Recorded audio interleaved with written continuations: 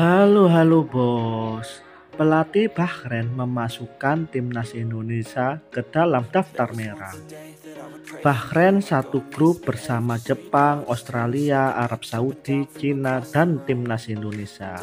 Pelatih asal Kroasia itu menilai bahwa semua tim yang lolos ke putaran ketiga adalah yang terbaik. Sebelum pengundian kami tidak punya ekspektasi apapun karena ini adalah 18 tim terbaik di Asia. Pria 28 tahun itu akan menyikapi serius semua lawan-lawan yang bakal dihadapi.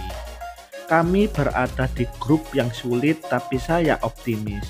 Kami akan berjuang untuk setiap poin dengan setiap lawan. Bahrain lolos ke putaran ketiga dengan status runner-up grup H di putaran kedua. Di putaran kedua, Bahrain mengemas 11 poin dari 6 pertandingan. Mereka selisih 5 poin dari juara grup H, yaitu Uni Emirat Arab.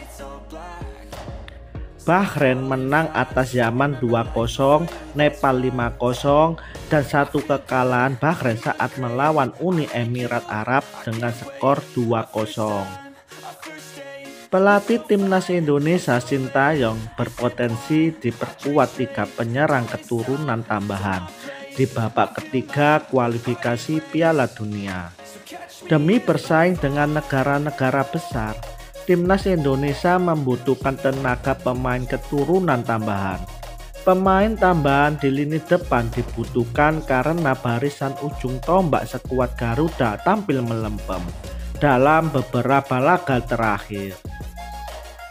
Sintayong setidaknya sudah mendapatkan 2 penyerang tambahan, yakni Jean Reven dan Massimo Hinnucci. Jean Reven resmi menjadi warga negara sejak 2 pekan lalu dan telah bersedia memperkuat timnas Indonesia. Sementara itu, Massimo Hinnucci dikonfirmasi segera menjalani proses naturalisasi. Timnas Indonesia dikabarkan akan berkumpul mulai Sabtu September jelang tampil di putaran ketiga kualifikasi Piala Dunia. Kepastian tersebut diungkap oleh Ketua Umum PSSI, yakni Erick Thohir. Erick Thohir yang menyatakan jika sekuat Garuda akan berkumpul H4 pertandingan. Dengan demikian, tim asuhan Sintayong tidak akan melakoni pemusatan latihan jangka panjang.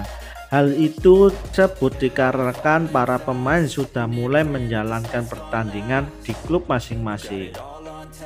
Salah satu calon lawan timnas Indonesia yakni Bahrain bakal menjalani TC di Slovenia sebagai persiapan putaran ketiga kualifikasi Piala Dunia 2026. TC tersebut akan digelar di Eropa mulai akhir bulan ini. Timnas Bahrain bakal menjalani training camp selama 2 pekan di Maribor. Federasi Sepak Bola Bahrain mengungkapkan bahwa tim besutan Dragan Talaijic itu akan berkumpul dulu pada Kamis minggu depan. Setelah itu timnas Bahrain akan terbang ke Slovenia 2 hari kemudian. Di Slovenia, timnas Bahrain dijadwalkan menjalani 2 pertandingan persahabatan dengan klub yang ada di sana. Salah satu lawan yang sudah dikonfirmasi adalah tim papan atas Kroasia. Dan satu klub lainnya masih belum diumumkan. Timnas Bahrain bakal kembali ke negara mereka pada 2 Agustus 2024. Bahrain bergabung di dalam grup C. Pertandingan pertama Bahrain adalah laga tandang melawan Australia. Setelah itu Bahrain menjamu Jepang dan pada 10 Oktober Bahrain menjamu timnas Indonesia. Sebanyak 6 negara yang prestasi tim nasionalnya meroket setelah mengandalkan pemain keturunan. Pemain keturunan merupakan suatu hal yang lumrah di dunia sepak bola profesional saat ini, mengingat FIFA juga mengizinkannya.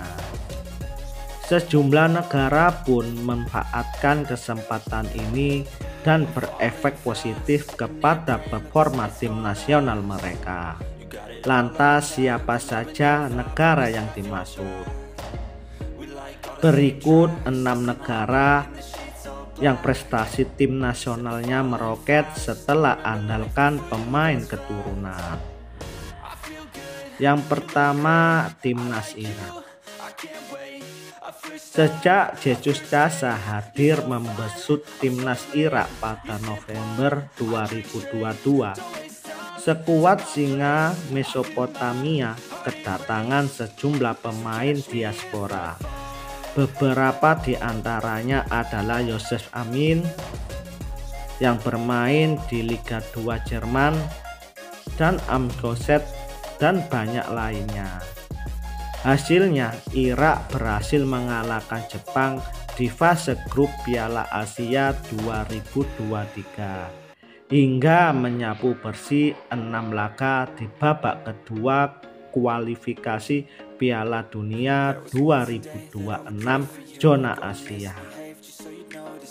Ali Jasim dan kawan-kawan pun dijagokan lolos ke Piala Dunia 2026. Setelah melihat calon lawan mereka di grup B babak ketiga kualifikasi Piala Dunia, yakni Korea, Jordania, Oman, Palestina, dan Kuwait. Yang kedua, Spanyol. Setelah juara Piala Eropa 2012, performa timnas Spanyol merosot, bahkan di Piala Dunia 2014. Sekuat La Furia Roja rontok di fase grup. Kebangkitan Spanyol pelan-pelan terlihat setelah lolos ke semifinal Piala Eropa 2020. Setelah diperkuat sejumlah pemain keturunan seperti Nico Williams dan Lamine Yamal. Yang ketiga, Maroko. Maroko menggunakan banyak pemain diaspora saat ini seperti Hakim Ziyech, Sofyan Amrata, Ahmad Hakimi, dan banyak lainnya. Pemain-pemain ini mayoritas lahir di Eropa, khususnya Belanda. Ketika berusia belasan tahun atau menginjak usia 20 tahun, mereka meninggalkan tim nasional kelompok umur darah Eropa untuk memperkuat timnas Maroko senior. Berkat bantuan nama-nama di atas, salah satu prestasi gila, Maroko dapat menembus semifinal Piala Afrika 2022. Yang keempat, Perancis. Di skuad Perancis saat ini minim pemain yang memiliki darah murni Perancis. Mayoritas dari mereka merupakan imigran dari Afrika dan tumbuh kembang di Perancis. Hasilnya, pemain-pemain ini tumbuh menjadi pemain ganas, mendongkrak performa Les Bleus, julukan Perancis.